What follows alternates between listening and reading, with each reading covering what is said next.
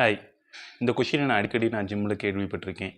இப்போ ஜிம்முக்குள்ளே ஒருத்தவங்க குண்டா வராங்கன்னா, அவங்களுக்கு போய் நம்ம ரெசிஸ்டன்ட் ட்ரைனிங் பண்ணுங்கன்னு சொல்லி நம்ம சொன்னோம்னா, இந்த மசில் நான் பண்ணேன்னா ஏற்கனவே நான் குண்டா தானே இருக்கேன். நான் எப்படி இந்த மசிலை ட்ரெயின் பண்ணுறது?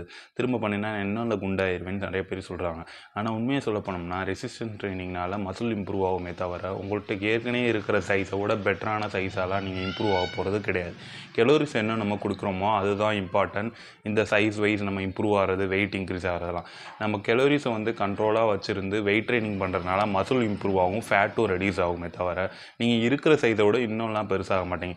ஸோ ஓவராலாக எல்லா மசிலையும் நீங்கள் ட்ரெயின் பண்ணுறது ரொம்ப முக்கியம். நீங்கள் மசிலையும் இம்ப்ரூவ் பண்ணிட்டு பாடி ஃபேட்டையும் ரெடியூஸ் பண்ணணும்னு நினச்சிங்கன்னா, சைஸ் பெருசாக இருக்கீங்க, குண்டாக இருக்கீங்கன்றதுனால வெயிட் ட்ரைனிங் அவாய்ட் பண்ணிவிட்டு கார்டியோ மட்டும் பண்ணுறதில்ல எந்த யூஸும் இல்லை. கார்டியோ வந்து ஒரு டூல் தான் ஃபேட் லாஸ்க்கு.